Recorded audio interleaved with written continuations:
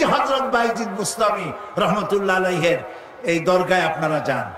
হযরত বাইজিদ বুস্তামি যখন ছোট্ট ছিলেন, তার মা অসুস্থ, গভীর রাত্রে মা জেগে বলছে, বাবা আমি তো পানির পিপাসায় শেষ হয়ে যাচ্ছি, একটু পানি পান করাও।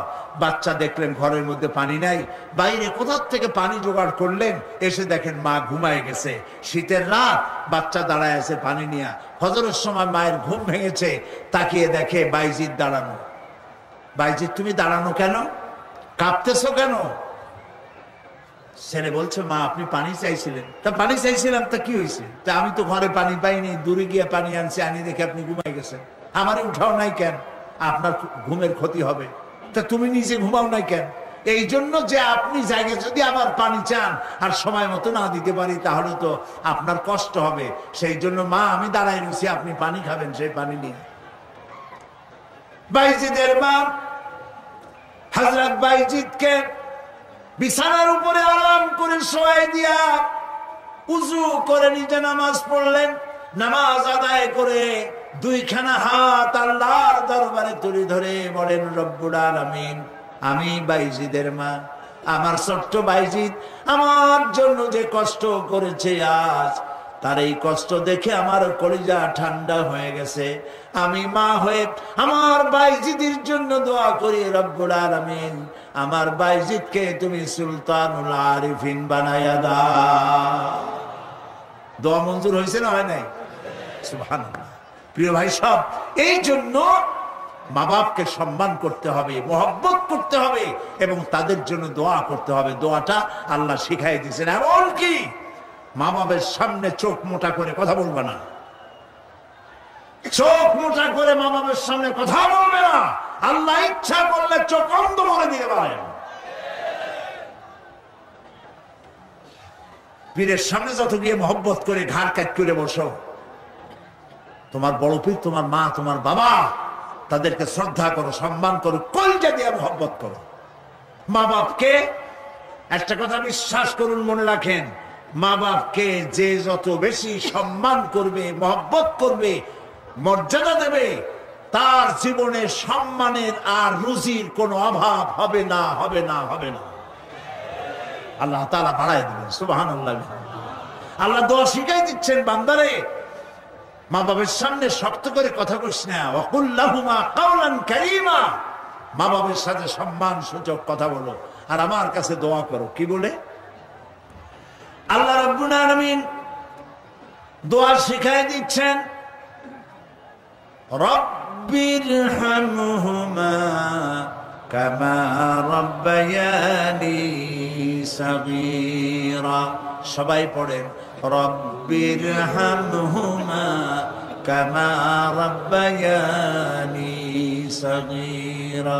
আবার পড়েন, রব্বিরহামহুমা কামা রাব্বায়ানি সাগীরা। আল্লাহ তাআলা শিখাই দিলেন, বান্দারে দোয়া কর, আয় আমার রব, আমার মা বাপ আমাকে যেমন ছোটবেলায় স্নেহের কোলে লালন পালন করেছে, মাবুদ গো তুমি আমার মা বাপকে সেইভাবে তোমার রহমতের কোলে লালন পালন করো। আল্লাহ দোয়া শিখাই দিচ্ছেন। এই দোয়া প্রত্যেক নামাজের পর আপনারা পড়বেন। মনে থাকবে ভাই? জোরে বলেন, মনে থাকবে? আল্লাহ যেন আমাদেরকে মনে রাখান, আমরা বলি আমিন। প্রিয় ভাই সব, মা হিসাবে আল্লাহ তাআলা এই মর্যাদা বৃদ্ধি করে দিলেন। নারী তিনটা স্তর বললাম, কন্যা, বধূ, মাতা। তিন স্তরে ইসলাম যে মর্যাদা দিয়েছে, এর থেকে বেশি মর্যাদা পৃথিবীতে কেউ দিতে পারে না। এখন এই নারীদেরকে যাদের এত মর্যাদা আল্লাহ দিলেন, মর্যাদা তো এত বাড়াই দিলেন, সন্তানের জান্নাত মায়ের পায়ের তলে ঢুকাই দিলেন। সুবহানাল্লাহ, সুবহানাল্লাহ বলবেন না? মেয়ে লোকের মায়ের পায়ের তলে তার সন্তানের বেহেশত আল্লাহ ঢুকাই দিলেন। সম্মান করো, মর্যাদা করো। যারা মা বাবার সাথে বেয়াদবি করছো, আজকের রাতে মায়ের কাছে গিয়ে, বাপের কাছে গিয়ে পাও দুটো জড়ায় ধরো আর বলো, আব্বা আম্মা আমি তো ভুল করছি, বেয়াদবি করছি, বুঝি নাই, আল্লাহর রাস্তায় আমারে মাফ করে দেন। মাফ করে দেবে না? দিবে। মা বাবার চাইতে সন্তানের জন্য কল্যাণকামী কে আছে? বল কথা মতো খবরদার কখনো মা বাবার সাথে নাফরমানি করবেন না। মনে থাকবে? মনে থাকবে? আল্লাহ তাআলা মনে রাখার তৌফিক দিক, আমরা বলি আমিন। প্রিয় ভাই সব, এই নারীকে সম্মান দিয়ে আল্লাহ তাআলা বলেছেন নারীরা যেন পর্দায় থাকে। قل للمؤمنات يغضضن من أبصارهن, মেয়ে লোকদেরকে বলা হয়েছে মুমিনা নারী তোমরা তোমাদের চক্ষুকে পর পুরুষ থেকে নিম্নগামী করে রাখো। ওয়াহফাজনা ফুরুজাহুন্না, আর তোমাদের যৌনাঙ্গ সমূহ এগুলিকে তোমরা হেফাজতে রাখো, এগুলি লজ্জাস্থান সমূহ হেফাজতে রাখো, যা মানুষকে দেখিও না। ওয়াকারনা ফি বুয়ুতিকুন্না ওয়ালা তাবাররাজনা তাবাররুজাল জাহিলিয়াতিল উলা, আর তোমরা তোমাদের ঘরের মধ্যে থাকো ওই জাহিলিয়াতের যুগে যে ধরনের সাজসজ্জা করে রাস্তায় বেরোতো, ঠাট ঠমক করতো, রূপচর্চা করতো মানুষের সামনে, পরপুরুষের সামনে, জাহিলি যুগের মতো তোমরা বেরিয়েও না। কে বলতেছেন? আল্লাহ বলতেছেন, আল্লাহ পাক বলছেন ওয়াকারনা ফি বুয়ুতিকুন্না, ঘরের মধ্যে থাকো। এই ঘরের মধ্যে থাকার অর্থ কিন্তু এই নয় যে ঘরের মধ্যে পড়ে থাকো, লেখাপড়া করো না, চাকরি বাকরি করো না, এটা কিন্তু নয়। বরং নবী করিম সাল্লাল্লাহু আলাইহি সাল্লামের যুগে মহিলা সাহাবীরা ব্যবসা করেছেন। কেউ আতরের ব্যবসা করেছেন, কেউ ফলের ব্যবসা করেছেন, কেউ খেজুরের ব্যবসা করেছেন, এবং এই মহিলারা নার্সের দায়িত্ব পালন করেছেন। যুদ্ধাহত সৈন্যদেরকে নার্সিং করেছেন, যুদ্ধের ময়দানেও তারা কাজ করেছেন। কাজী ঘরের মধ্যে থাকো তার অর্থ হলো ঘরের মধ্যে যে পরিবেশটা থাকে পর্দার পরিবেশ, যখন বাইরে যাবে তখনও এই পর্দার পরিবেশটা নিয়ে যাবে। যখন বাইরে যাবে বোরখাটা পরে যাইও, বোরখাটা পরলে ওইটা একটা ঘরের মতো, বোরখার দরজাও আছে, জানালাও আছে, আছে না? যেখানে সুযোগ আছে জানলা খুলে দেন, মুখের কাপড়টা উঠাইয়া দেখেন যেখানে সুযোগ আছে, আর যেখানে সুযোগ নাই জানলা বন্ধ করে দেন, ঠিক না? এই বোরখা পরতে বলা হয়েছে, বোরখা পরে চলবেন। এই বোরখাটা একটা নিয়ামত। বাংলাদেশ নিয়ে কথা বলি, এই বাংলাদেশে আজ পর্যন্ত যত নারীর মুখে অ্যাসিড পড়েছে, একটা দৃষ্টান্ত চাই। আপনারা বলেন আমাকে যে বোরখা পরা একটা মেয়ে লোকের মুখে অ্যাসিড পড়েছে, প্রমাণ দেন। পারবেন প্রমাণ দিতে? পারবেন? কেন পারবেন না বলেন? কারণটা কি? কারণ হলো এই, মেয়ে লোকটা যখন বোরখা পরলো সে আল্লাহর হুকুম পালন করলো। কার হুকুম পালন করেছে? আর তখন আল্লাহর দায়িত্ব হয়েছে নারীর সতীত্বের এবং তার শরীরের হেফাজতের দায়িত্ব নেওয়া। এই জন্য বোরখা পরা নারীর মুখে অ্যাসিড পড়ে না। মা বোনেরা যারা আজকে রাস্তায় বসে, প্যান্ডেলে বসে, বিভিন্ন জায়গায় বসে, বাড়িতে বসে আমার কথা শুনছেন, আমি মা বোনদেরকে বিনীতভাবে আরজ করি, যখন আপনি বোরখা ছেড়ে, যে সব মেয়েরা রূপচর্চা করে চুল পিছনে ছেড়ে দিয়ে লিপস্টিক লাগায় রূপচর্চা করে যখন কোনো দোকানে যায়, তখন দোকানের সেলসম্যান বলে, ভাবি আসেন আসেন, এই শাড়িটা পরলে আপনার দারুণ মানাবে। আরে শয়তান, শাড়ি বদলে মানাবে কিনা তার স্বামী বলবে তুই কিনা। এখন দোকানদার যদি ভাবি বলে তাতে কি মর্যাদা বাড়ে? বাড়ে না। আপনি দেখেন বোরখা পরেন, চাদর পরেন, দোকানে যান, দোকানি বলবে খালাম্মা, চাচি আম্মা, বসেন বসেন, সম্মান করে বসতে দেবে এবং আপনার সামনে কাপড়গুলি খুলে ধরবে যেটা আপনার প্রয়োজন নেবেন। তাহলে বোরখায় কি সম্মান কমায় না বাড়ায়? কমায় না বাড়ায়? মা বোনেরা বোরখা পরুন, চাদর পরুন। আপনার মেয়ে কলেজ গোয়িং, ইউনিভার্সিটি গোয়িং যেসব বয়সপ্রাপ্ত মেয়ে আছে, আল্লাহ কোরআনে বলেছেন এমন একটা চাদর পরো যেই চাদরটা পরলে পরে মাথাটা, বুকটা, গলাটা ঢাকা হয়ে যায়, এমন একটা চাদর পরো। এই চাদর পরা মুসলমানদের জন্য ফরজ। মুসলমানদের জন্য কি?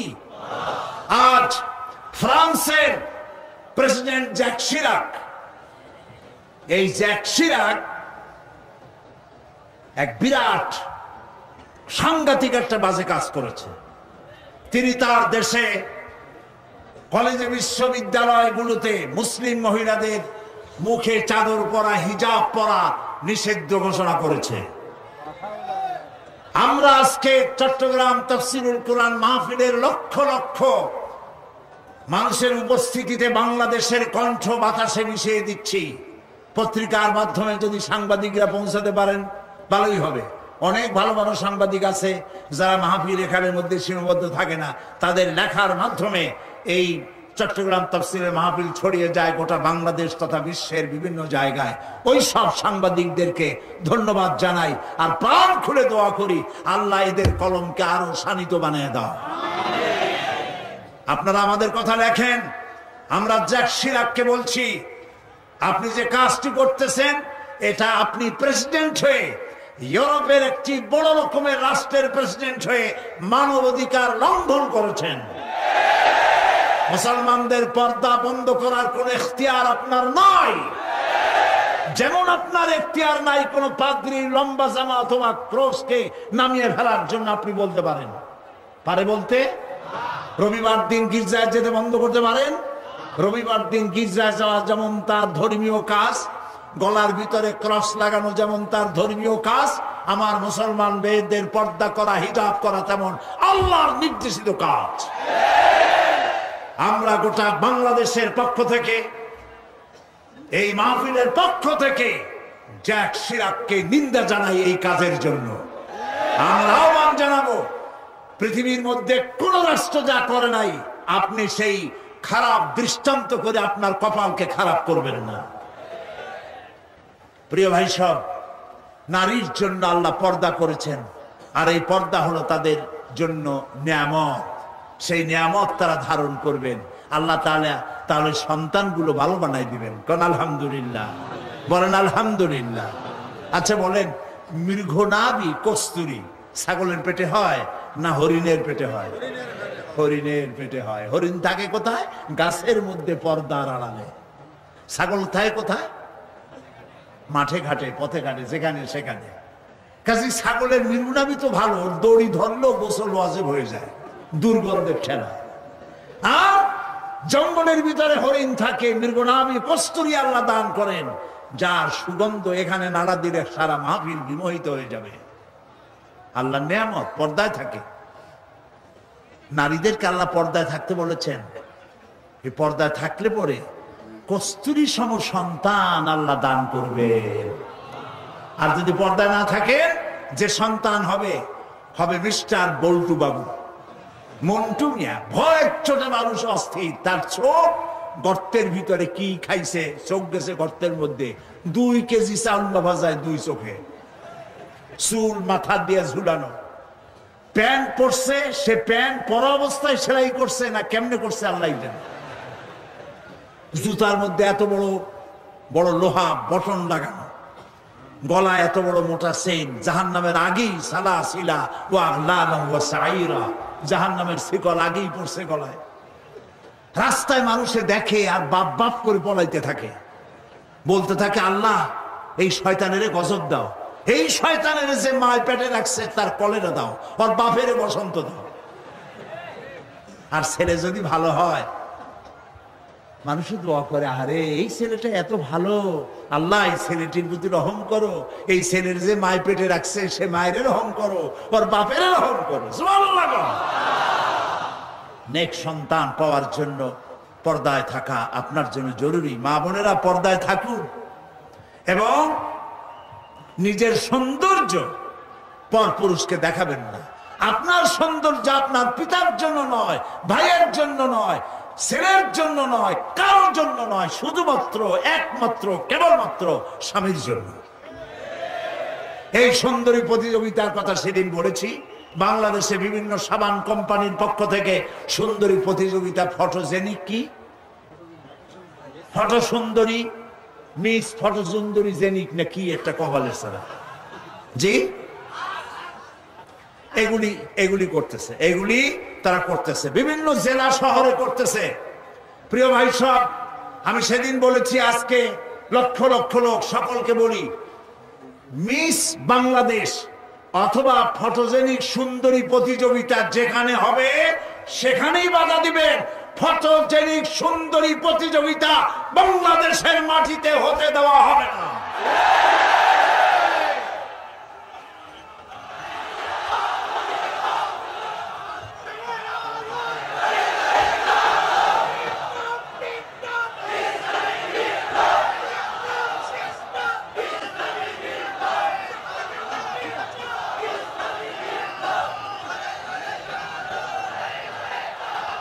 তারা একটু একটু করে আগাচ্ছে, আমরা সহ্য করি কদ্দূর দেখাচ্ছে। আপনারা যদি কথা না বলেন তাহলে এরপর মিস বাংলাদেশ শুরু হবে। মিস বাংলাদেশ এখনো করতে পারে নাই, সাহস পায় নাই, এখন ছোট্ট ছোট্ট করে করতেছে, এরপরে মিস বাংলাদেশ করবে।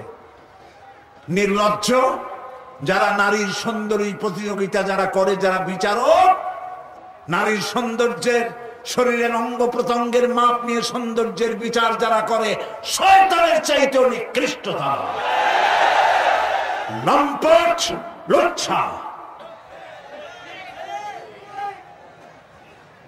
আমাদের দেশকে কোন অবস্থাতেই আমরা অশ্লীলতার পথে ধাবিত হতে দিতে পারি না। আমি সেদিনও বলেছি, এইডস রোগ তাড়াতে গিয়ে যুবকদেরকে জেনার দিকে আকৃষ্ট করা হচ্ছে।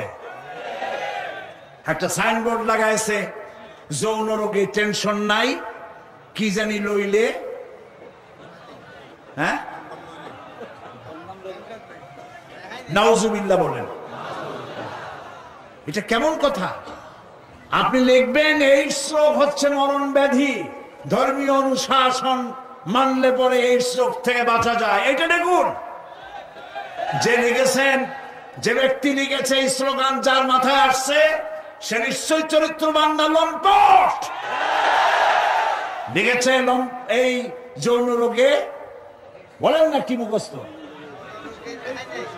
যৌন রোগে রেহাই নাই, কন্ডম লইলে টেনশন নাই, তার মানে কন্ডম নিয়ে জেনা করো।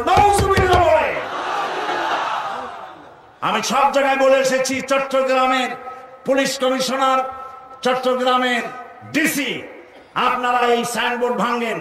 আপনারা যদি এই সাইনবোর্ড না ভাঙেন, আমি জনগণকে বলবো, জনগণ এই এইডস এর সাইনবোর্ডকে ভেঙে গুড়িয়ে দাও।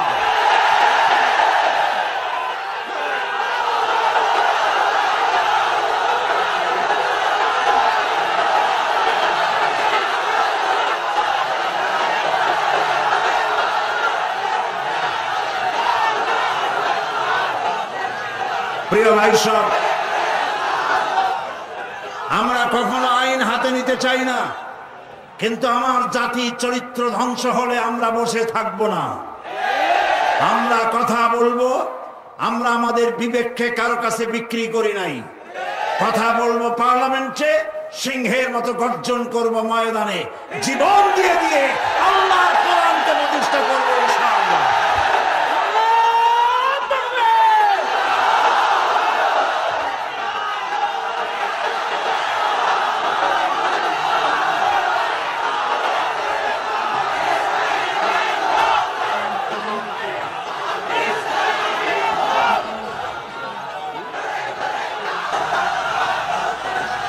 প্রিয় ভাই সব, আমরা কখনো আইন হাতে নিতে চাই না, কিন্তু আমার জাতি চরিত্র ধ্বংস হলে আমরা বসে থাকব না। আমরা কথা বলবো, আমরা আমাদের বিবেককে কারো কাছে বিক্রি করি নাই। কথা বলবো পার্লামেন্টে, সিংহের মতো গর্জন করব ময়দানে, জীবন দিয়ে দিয়ে আল্লাহর কোরআনকে প্রতিষ্ঠা করবো ইনশাআল্লাহ।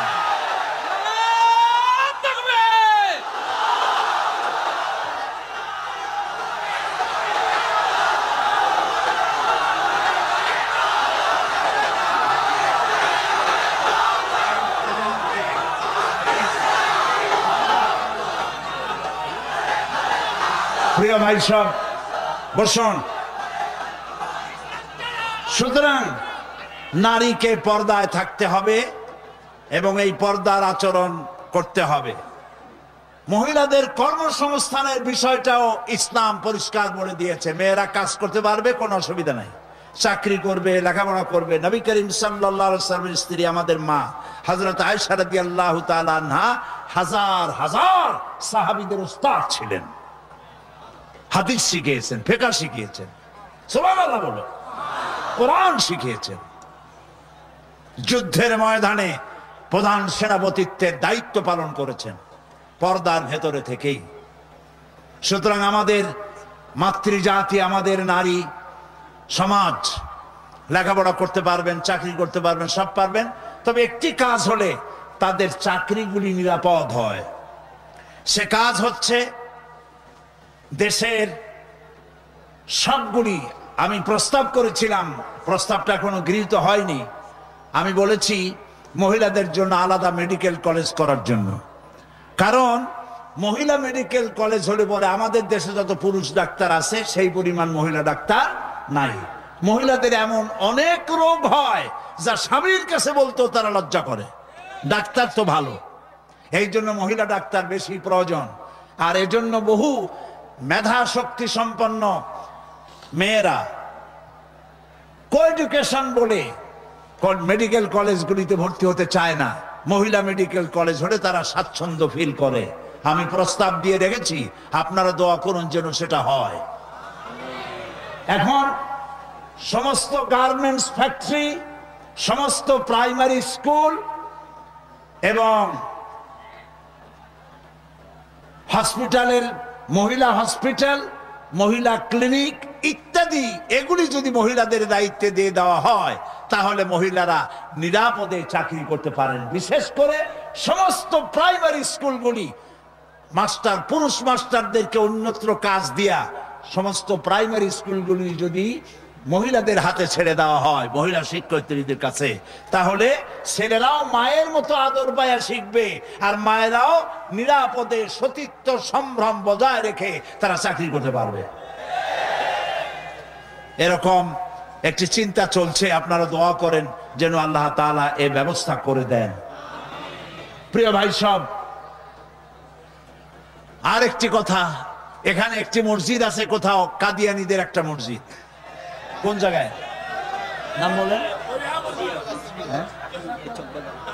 আহমদিয়া চক বাজার। এইখানে একটা মসজিদ আছে কাদিয়ানীদের, বাইতুল বাসেত মসজিদটার নাম। মুসলমানেরা জানে না বলে সেখানে নামাজ পড়তে যায়। মনে রাখবেন, কাদিয়ানীরা যে মসজিদ বানায় ওইটা মসজিদ না, এটা উপাসনালয়। কাদিয়ানীদের মসজিদে মুসলমানদের নামাজ হবে না, হবে না, হবে না। কারণ গোলাম মোহাম্মদ কাদিয়ানী কাফের, আর তাকে যারা নবী মানে তারাও কাফের। তাদের সাথে মুসলমানদের না না না, থামেন, এই যে বসেন। আমি কিন্তু এই গরম স্লোগান পছন্দ করি না। কি জ্বালায় পোড়াই দেবেন আপনি? জ্বালানো পোড়ানোর মধ্যে আমরা নাই।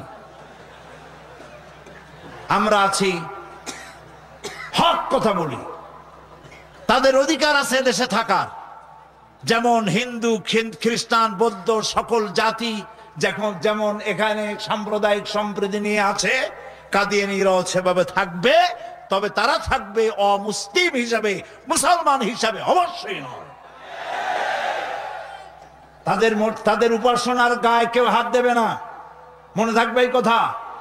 আমাদেরকে কোরআনে নিষেধ করা হয়েছে কারো মন্দির ভাঙবে না, কারো গুরুদুয়ারা, কারো গির্জা, কারো চার্চ, কারো প্যাগোডায় হাত দিবে না, ভাঙবে না, এবং কারো দেবতাকে গালি দিবে না, আমার আল্লাহ বলেছেন।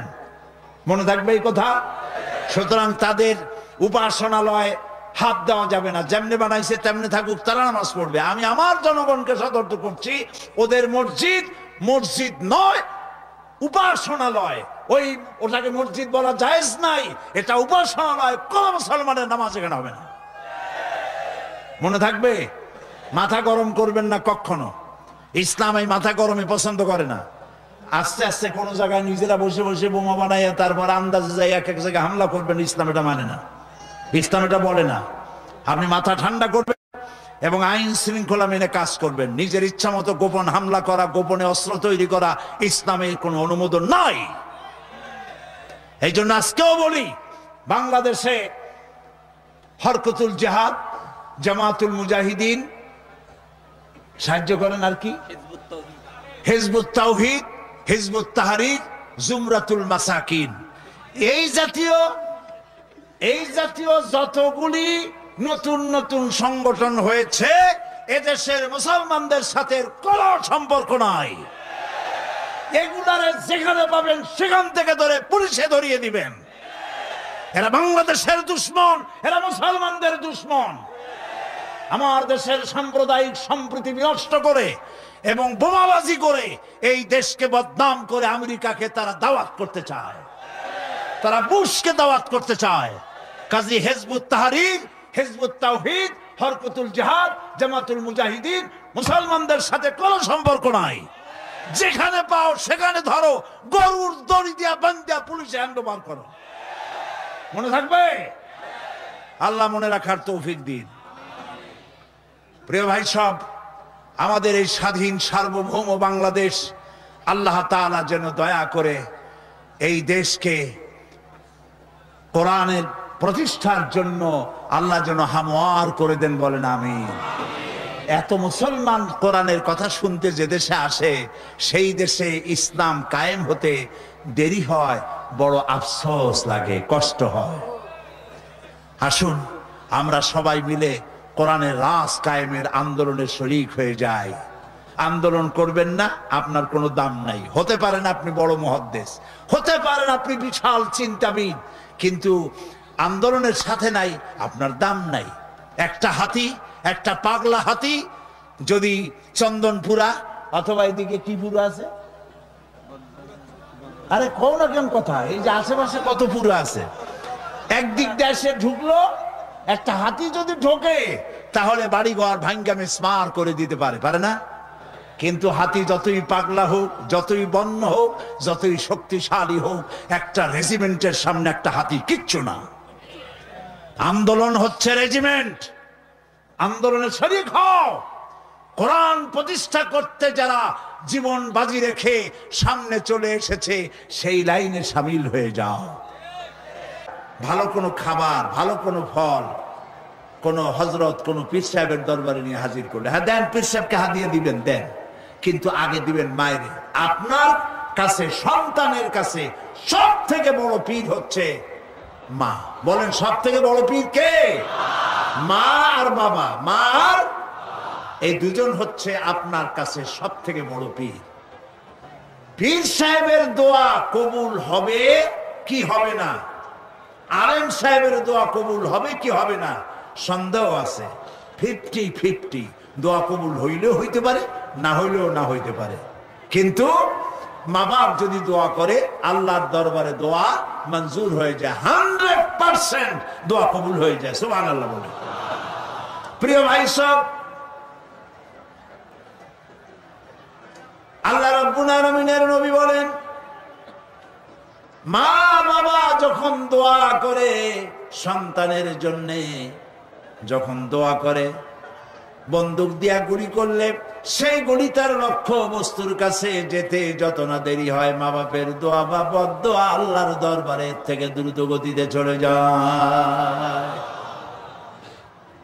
মাকে খাওয়াও। বুড়া মা আছে না? বলেন আছে না?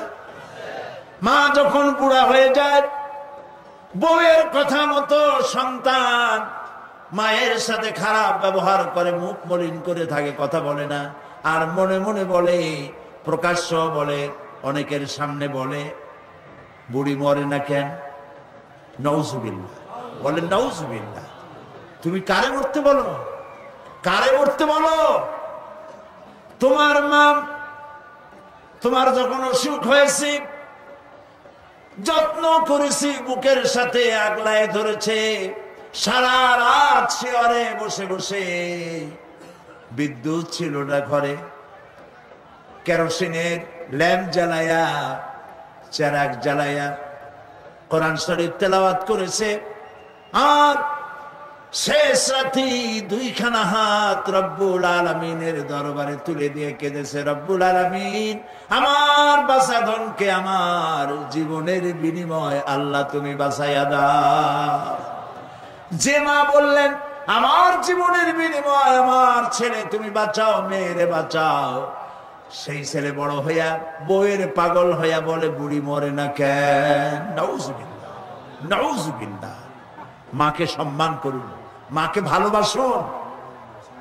আল্লাহ রাব্বুল আলামিন বলেন, ওয়াসাইনাল ইনসানা বিওয়ালিদাইহি ইহসানা হামালাতুহু উম্মুহু কুরহা ووضعته كرها وحمله وفصاله 30 شهرا। আমি সমগ্র মানব গোষ্ঠীকে উপদেশ দিচ্ছি, তোমরা তোমাদের ওসিয়ত করছি, তোমরা তোমাদের মা বাপকে সম্মান করো। তোমার মা তোমাকে গর্ভধারণ করেছে অত্যন্ত কষ্টের সাথে, ডেলিভারি করেছে অত্যন্ত কষ্টের সাথে, আর 30টা মাস বুকের দুধ দিয়ে তোমারে মানুষ করছে। সুবহানাল্লাহ, সুবহানাল্লাহ। প্রিয় ভাই সব, মা বাপ যদি হাত তোলে, চোখ দিয়া পানি পড়ে, দোয়া কবুল হয়ে যাবে। সুবহানাল্লাহ। প্রিয় ভাই সব, আজকে আর আমি কথা বাড়াবো না, কারণ অনেক দূর যেতে হবে। বাংলাদেশের বিভিন্ন জেলা থেকে লোকেরা এসেছেন, আমি 10টার মধ্যেই শেষ করতে চাই। সেই জন্য দাঁড়ানো ভাইয়ের এবার বসেন, কাঙ্ক্ষিত মোনাজাতের দিকে এগিয়ে যাচ্ছি।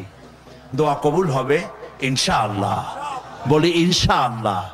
এত লক্ষ লক্ষ লোকের চোখের পানি এবং তাদের আকুতি আল্লাহ ফেরত দিবেন না ইনশাআল্লাহ, বলি ইনশাআল্লাহ। আজকে কয়জন?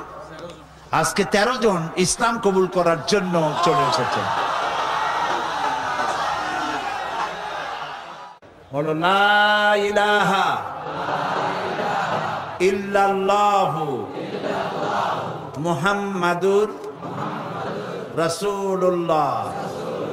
আল্লাহ ছাড়া কোনো ইলাহ নাই, মাবুদ নাই, উপাস্য নাই। মুহাম্মদ সাল্লাল্লাহু আলাইহি ওয়াসাল্লাম আল্লাহর প্রেরিত রাসূল। আশহাদু আন লা ইলাহা, একটু জোরে বলো, লা ইলাহা ইল্লাল্লাহু ওয়াহদাহু লা শারীকা লাহু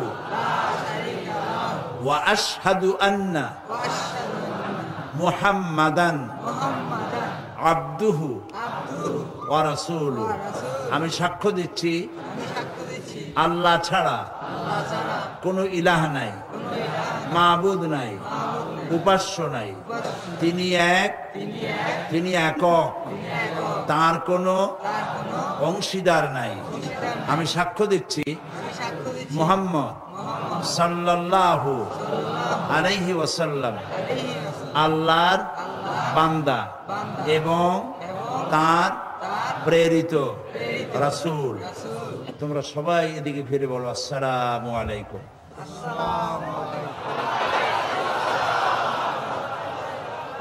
এরা এই তরুণ যুবক 13 ভাই ছিল মুশরিক, হয়ে গেল আমাদের তাওহীদবাদী ভাই।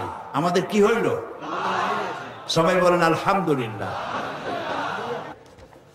মহিলারা ভেতরে কালেমা উচ্চারণ করেছেন, আর আমি এই বিশাল লক্ষ লক্ষ জনতার পক্ষ থেকে এই 13 মর্দ মোমেন যারা এখন আমাদের তাওহীদবাদী ইসলামী ভাই, আমি তাদেরকে বুকে আলিঙ্গন করে নিচ্ছি।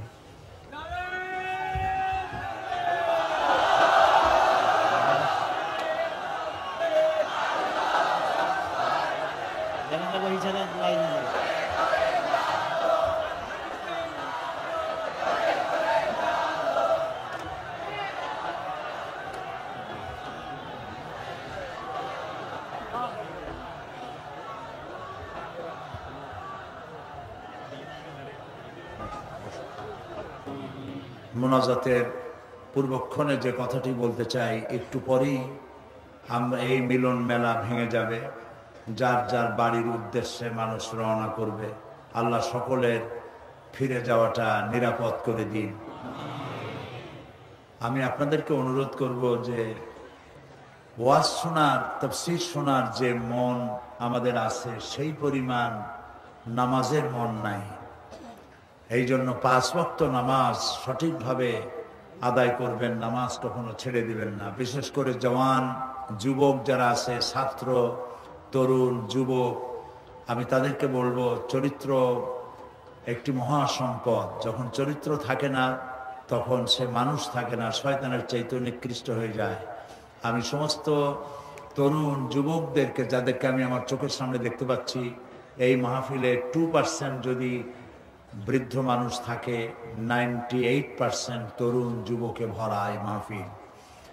আমি সকল যুবকদেরকে, ছাত্র তরুণ যুবকদের প্রতি আহ্বান জানাবো, আমাদের জীবনের সাথে সম্পৃক্ত প্রিয় জীবন আদর্শ যার নাম ইসলাম, এই ইসলামের পতাকাকে উড্ডীন করার জন্য ইসলামী আন্দোলনে শরিক হওয়ার সকলের প্রতি আমি আহ্বান জানাই।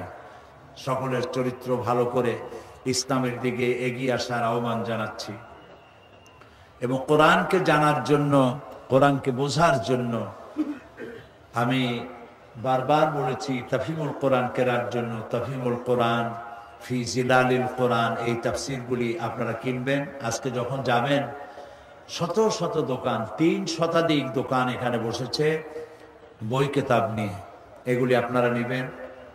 আর এইখানে যে আমি তাফসির করেছিলাম 25 বছর হলো, এর মধ্যে একবার তাফসির করেছিলাম সূরা আসরের উপরে।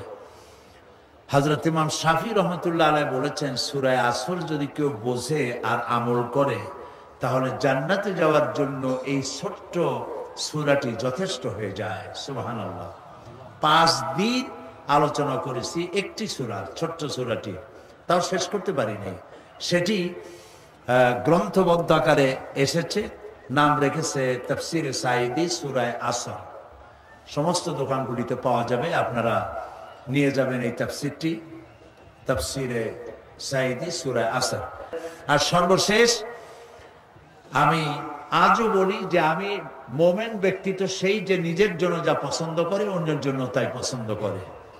সুতরাং আমি জামাত ইসলামী করি, এবং কেন করি এই প্রশ্ন বহু জায়গায় আছে যে পীর মুরিদি ছাড়িয়ে দিয়ে এটা করলাম কেন। আমি সেই জবাব লিখিত আকারে দিয়েছি, আমি কেন জামাত ইসলামী করি। এটা আমার লেখা একটা বই। এই বইয়ের ভিতরে আমি দেখিয়েছি যে খেলাফত এবং মুলুকিয়াতের ব্যাপারে, সাহাবীদের ব্যাপারে, নবীদের ব্যাপারে, ইসমতে আম্বিয়ার ব্যাপারে যে সমস্ত কথা আমাদের বিরুদ্ধে বলা হয়, সেই কথাগুলি যে যৌক্তিক নয়, এই কথাগুলি এর মধ্যে এসছে। সুতরাং যারা জামাত করেন তাদের জন্য প্রয়োজন, আর যারা করেন না তাদের জন্য প্রয়োজন, অন্তত জবাবগুলি জানতে পারবেন। আর আমি কেন করি এই দলটি তাও আপনারা বুঝতে পারবেন। আল্লাহ যেন তৌফিক দেন, এটাও পাওয়া যাবে প্রত্যেক দোকানে, আপনারা নেওয়ার চেষ্টা করবেন। প্রিয় ভাই সব, সর্বশেষ আমার আরজ আপনাদের কাছে, নামাজ কেউ ছেড়ে দিবেন না। 5 ওয়াক্ত নামাজ আমরা আদায় করব সহিভাবে, কারণ বুখারী শরীফে এসেছে কিয়ামতের দিন সর্বপ্রথম প্রশ্ন হবে নামাজ পড়েছো কিনা। প্রথম প্রশ্ন আল্লাহ করবেন নামাজ। প্রথম প্রশ্ন কি হবে? নামাজ পড়ে। যার নামাজ কবুল হবে জীবনের সমস্ত নেক আমলগুলি কবুল হবে, যার নামাজ কবুল হবে না সব বরবাদ হয়ে যাবে। আল্লাহ তাআলা আমাদের জন্য নামাজি বানান, আমরা বলি আমিন। নামাজ জীবনে আর ছাড়বো না, এই ওয়াদা কি করা যাবে ভাইরা? করা যাবে ওয়াদা? যদি হাত উঁচু করেন, বলেন ইয়া আল্লাহ, তোমার পবিত্র নামে তোমাকে সাক্ষী করে ওয়াদা করছি, শপথ করছি, আল্লাহ তাআলা যতদিন পর্যন্ত মালাকুল মউত আমার মাথার কাছে না আসতেছে ততদিন পর্যন্ত ফরজ নামাজ, ফরজ রোজা আর ছেড়ে দেব না, আর ছেড়ে দেব না, আর ছেড়ে দেব না। আল্লাহ তাআলা আমার আজকের এই ওয়াদা আমার মৃত্যু পর্যন্ত কবুল করে নাও, আমিন ইয়া রাব্বাল আলামিন। আমরা আল্লাহ তাআলাকে একটু স্মরণ করে নেই, আমার সাথে আপনারা পড়েন সুবহানাল্লাহ, আলহামদুলিল্লাহ, লা ইলাহা ইল্লাল্লাহ, সুবহানাল্লাহ, আলহামদুলিল্লাহ, লা ইলাহা ইল্লাল্লাহ, সুবহানাল্লাহ, আলহামদুলিল্লাহ, লা ইলাহা ইল্লাল্লাহ, সুবহানাল্লাহ, আলহামদুলিল্লাহ, লা ইলাহা ইল্লাল্লাহ, সুবহানাল্লাহ, আলহামদুলিল্লাহ, লা ইলাহা ইল্লাল্লাহ, ইয়া আল্লাহ, ইয়া রহমান, ইয়া রহিম,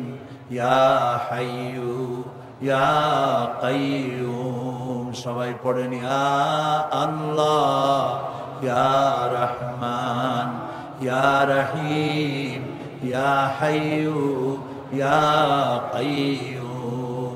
ইয়া আল্লাহ, ইয়া রহমান, ইয়া রহিম, ইয়া হাইয়ু, ইয়া কাইয়ুম। ইয়া আল্লাহ, ইয়া রহমান, ইয়া রহিম, ইয়া হাইয়ু, ইয়া কাইয়ুম। আল্লাহুম্মা আমিন। ربنا ظلمنا أنفسنا وإن لم تغفر لنا وترحمنا لنكونن من الخاسرين। সবাই পড়েন আমার সাথে, ربنا ظلمنا أنفسنا وإن لم تغفر لنا وترحمنا لنكونن من الخاسرين سبحانك اللهم وبحمدك نستغفرك ونتوب إليك سبحانك اللهم وبحمدك نستغفرك ونتوب إليك أي الله رب العالمين 5 দিন ব্যাপী তাফসীরুল কোরআন মাহফিলের সমাপনী দিবসে লক্ষ লক্ষ মানুষ ভিক্ষুকের মতো কাঙ্গালের মতো তোমার দরবারে গুনাহ ভরা হাত নিয়ে তোমার দরবারে হাত তুলেছি। রব্বুল আলামিন আমাদের গুনার দিকে তাকায়ও না, আমাদের বদ আমলের দিকে তাকায়ও না, আমাদের চোখের দিকে তাকাও, আমাদের মুখের কাকুতি মিনতির দিকে তাকাও। রব্বুল আলামিন দয়া করে আমাদের জিন্দেগীর গুনাহ মাফ করে দাও। রব্বুল আলামিন সারা জীবন গুনাহ করে করে জীবনটাকে বরবাদ করে দিয়েছি বাবু। গুনার কথা মনে হলে লজ্জায় মাথা নিচু হয়ে যায়, কারণ তুমি আমাদেরকে মেহেরবানি করেছো আর আমরা করেছি নাফরমানি। তুমি করেছো মেহেরবানি, আমরা করেছি নাফরমানি। রব্বুল আলামিন দুনিয়ায় এমন কোন পাপ নাই যা কম বেশি আমরা করি নাই। মাবুদ গো দয়া করে আমাদেরকে মাফ করে দাও। আয় আল্লাহ রব্বুল আলামিন এই মাহফিলের ভিতরে জিনাকার থাকতে পারে, জুয়ারি থাকতে পারে, মদখোর থাকতে পারে, খুনি থাকতে পারে, ডাকাত থাকতে পারে, ঘুষখোর সুদখোর থাকতে পারে। আল্লাহ তাআলা এটাও তো ঠিক যে ধরনের পাপীর মধ্যে ভালো মানুষও আছে। আয় আল্লাহ তাআলা আমাদের মতো গুনাহগারের চেহারা দেখলে পরে তোমার গোসা হতে পারে, সেজন্য তুমি তোমার নেক বান্দাদের যাদেরকে পছন্দ হয় আল্লাহ তুমি দয়া করে আজ সকলের মধ্যে আমাদের মতো খারাপ মানুষগুলিও চালাইয়া না। রব্বুল আলামিন আমরা জানি ধান বিক্রি করতে গেলে ধানের সাথে তুষগুলিও বিক্রি হয়ে যায়, চিটা বিক্রি হয়ে যায়, বেগুনগুলি তরকারিগুলি বিক্রি করতে গিয়া পোকা বেগুনগুলিও বিক্রি হয়ে যায়। মাবুদ গো আজ এই মাহফিলের ভিতরে গুনাহগার আমরা যারা আছি ভালো মানুষগুলোর সাথে আমাদেরকেও চালাইয়া না। রব্বুল আলামিন এই মুহূর্তে মনে পড়ে গেল আমাদের জনম দুঃখিনী মা আব্বার কথা মনে পড়ে গেল। আজ আর কেউ নাম ধরে ডাকে না।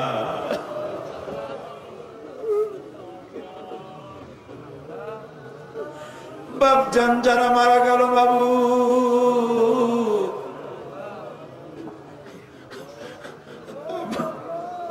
আব্বার কবরটাকে আব্বাকে জান্নাতুল ফেরদাউস নসিব করে দাও বাবু। আমাদের মানুষ বানাবার জন্য কত কষ্ট করেছেন আল্লাহ তাআলা। ধান বিক্রি করে, সুপারি বিক্রি করে, নারকেল বিক্রি করে বই কিতাব কিনে দিছে। আল্লাহ আব্বাকে বেহেশতে পৌঁছায় দাও রব্বুল আলামিন। আমাদের জনম দুঃখিনী গর্ভধারিণী মা,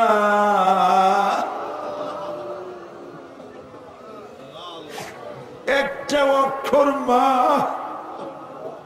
সারা দুনিয়ার মধু ঢুকাই দিছো বাবু তুমি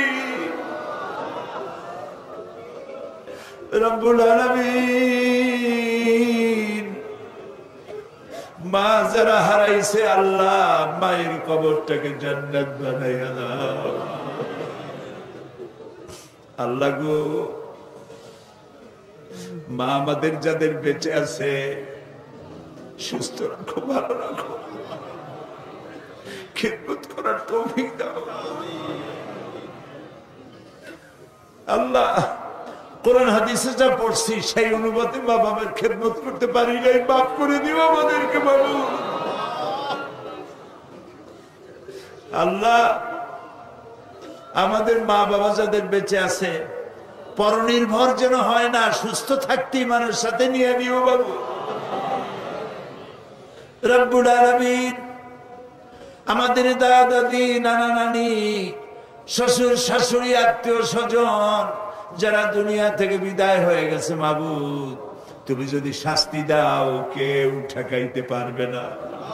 আর তুমি যদি রহম করো কৈফিয়ত কারো কাছে দেওয়া লাগবে না। আল্লাহ তুমি তাদেরকে মাফ করে দাও রব্বুল আলামিন। আজকে দোয়া করি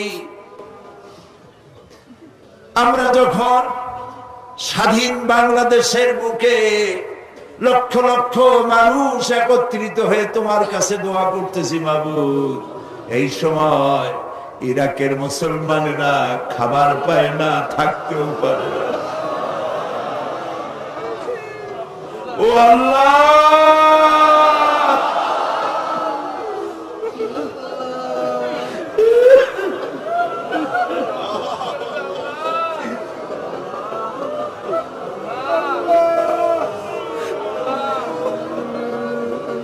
ইরাকের আল্লাহ ইরাকের পাকদামান মেয়ে লোকদের গায়ে হাত দিতেছে কাফের সৈন্যরা।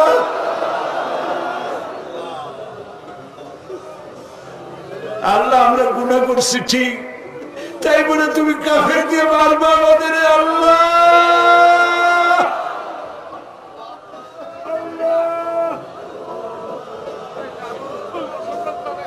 আল্লাহ আল্লাহ ইরাকের মুসলমানদেরকে স্বাধীনতা ফিরায় দাও।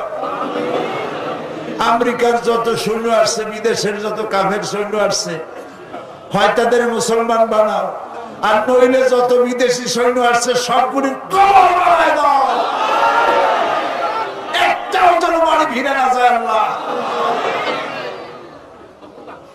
আল্লাহ প্যালেস্টাইনের মুসলমানদের কথা কি মনে করা যায়? ইহুদিরা কামান দিয়ে গোলা মারে, আর প্যালেস্টাইনের গোলাপ ফুলের মতো বাচ্চা ছেলেরা ইট পাথর দিয়ে মোকাবেলা করে। আহারে আল্লাহ প্যালেস্টাইনি মুসলমানদের হাতে প্যালেস্টাইন উঠায় দাও রব্বুল আলামিন। কাশ্মীর, চেচনিয়া, বসনিয়া আল্লাহ স্বাধীনতাকামী মুসলমানদেরকে আল্লাহ তুমি দেশ স্বাধীন করে দাও রব্বুল আলামিন। আমাদের প্রিয় জন্মভূমি বাংলাদেশ আল্লাহ তাআলা এই দেশের উপর রহমত নাজিল করো। সন্ত্রাসের জ্বালায়, অপহরণকারীদের জ্বালায় দেশটা বদনাম করে ফেলাইলো। মানুষ বড় আশা করে ভোট দিছিল বাবু, খাইয়া না খাইয়া ভোট দিছিল বাবু।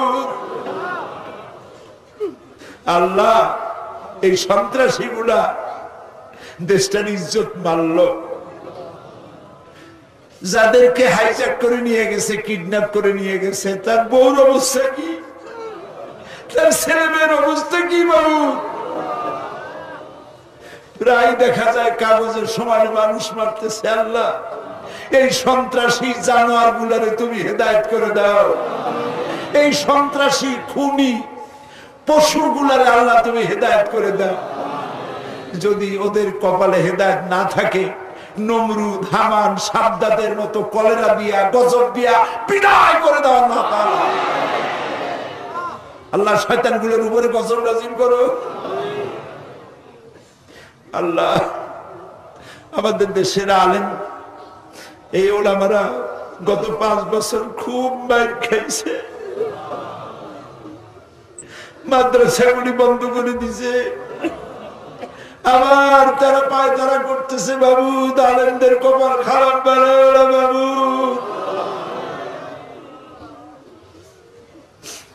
কোরআনের এই কথাগুলি বলার অবস্থা কিয়ামত পর্যন্ত তুমি জানি রাখো বাংলাদেশে। আল্লাহ তাআলা তুমি আমাদের মুখের দিকে তাকায় দেখো তো, আমাদের ঈমান তুমি এখন আরশে আজিম থেকে আমাদেরকে দেখতেছো, আমরা কোথায় বসে আছি। মাবুদ তোমার আরশে আজিম থেকে একটু দেখো তো, বান্দারা আসামির মতো বসছে মাথা নিচু করে, রাস্তায় মানুষ, বাড়িতে মানুষ, কাছে মানুষ, মানুষ আর মানুষ কান্দে, রবের কাছে কাঁদতেছে, মালিকের কাছে কাঁদতেছে, খাজা বাবার কাছে কান্দি না, দুনিয়ার কোন খাজা বাবায় কান্দি না, মন্ত্রীর কাছে কান্দি না, আকাশ আর জমিনের মালিকের কাছে কাঁদতেছি। মাবুদ আমাদের দোয়া কবুল করো। রব্বুল আলামিন 3000 বছর বসে জাহান্নামের আগুন তুমি উত্তপ্ত করেছো, রক্ত মাংসের শরীর নিয়ে আমরা জাহান্নামের আগুনে জ্বলতে পারবো না। আল্লাহ জাহান্নামের আগুন আমাদের জন্য হারাম বানায় দাও। প্রিয় ভাই সব মাথা নিচু করেন, চক্ষু বন্ধ করেন, যার যা বলার আছে কান্দেন আর বলেন, যার যার নিজের কথা বলেন, দোয়া কবুল হবে ইনশাআল্লাহ, হবে ইনশাআল্লাহ। যার যার কথা নিজেরা বলেন আল্লাহর কাছে। আল্লাহ সাইদি সাহেবের হায়াত আমিন, আল্লাহ সাইদি সাহেবের হায়াত আমিন, আল্লাহ তাকে সুস্থ করে দাও আমিন, তার যত রকমের অসুবিধা আছে আল্লাহ তুমি সব অসুবিধা দূর করো আমিন, সমস্ত রোগ থেকে তাকে শিফা দাও আমিন। আল্লাহ তাআলা অনেক কিছু চাইতে পারলাম না, আমরা তো বোকা, চাইতেও জানি না। আল্লাহ তোমার নবীরা যা যা চাইছেন তোমার কাছে আমাদের সেইগুলো দিয়ে দাও, আর তোমার নবীরা যা যার থেকে বিরত থাকছেন, পানা চাইছেন, আমরাও সেই সব বিষয় পানা চাই। সোজা কথা, আল্লাহ তাআলা তোমার নবীরা যা যা চেয়েছেন আমাদের সব দিয়ে দিবা। আল্লাহ তাআলা আমাদের যাদের যে অভাব আছে অভাব দূর করে দাও। আল্লাহ তাআলা যারা ঋণগ্রস্ত ঋণ পরিশোধ করার তৌফিক দান করে দাও, ব্যবসা বাণিজ্য বরকত দাও। আল্লাহ আমার এই দেশটা খুব গরিব দেশ বাবু। আল্লাহ তাআলা এই গরিব দেশটির সমস্ত নদী, খাল, বিল, সমুদ্র ভরা মাছ দাও, জমিন ভরা ফসল দাও, গাছ ভরা ফল দাও, মানুষের কলিজা ভরা ঈমান দাও। আল্লাহ তাআলা ঈমান দিয়ে আমাদের কলিজা ভরে দাও। আল্লাহ আমাদের যুবক সম্পদ, যুবকরা আমাদের সম্পদ, ছাত্র যুবক সকলকে দিনদার, ইমানদার, পরেজগার বানায় দাও। আল্লাহ বাংলাদেশটাকে যারা শয়তান বানাতে চায়, বাংলাদেশটাকে যারা খারাপ বানাইতে চায়, ধর্মনিরপেক্ষ বানাইতে চায়, তাদের হাত থেকে বাংলাদেশ আল্লাহ তুমি রক্ষা করো। আল্লাহ তোমার এই কোরআন, এই কোরআনের আইন আমরা দেখতে চাই, আমাদের জীবনের বিনিময়ে, রক্তের বিনিময়ে বাংলাদেশের কোরআনের আইন আল্লাহ তুমি দয়া করে চালু করে দাও। প্রিয় ভাই সব আরেকটা দোয়া চাইয়ে শেষ করি। আমি আপনাদের এক নগণ্য গোলাম, হয়তো একদিন শোনা যাবে সাইদি নাই। আমি তো দীর্ঘদিনের জন্য আসি নাই, একদিন আমাকে যেতেই হবে। আমি দোয়া করি এই মাহফিল যেন কিয়ামত পর্যন্ত থাকে। আর যেদিন আপনাদের কানে এই ধরনের শব্দ আসবে যে সাইদি নাই, আপনারা শুধু আমার জন্য আল্লাহর কাছে দোয়া করবেন, আল্লাহর জন্য কিয়ামতে শুধু যদি বলেন আমাকে তোরে মাফ করে দিলাম, এর থেকে আমি কিচ্ছু চাই না। আর একটা দোয়া চাই, আমার বিরুদ্ধে একটা মিথ্যা মামলা দায়ের আছে সুপ্রিম কোর্টে। আজকে সকল সুপ্রিম কোর্টের সুপ্রিম কোর্ট সকল বিচারপতির মহাবিচারপতির কাছে হাত তুলেছে, মাহবুব একটা মুশরিকের সামনে তোমার গোলামকে আল্লাহ লজ্জিত করো না মাহবুব।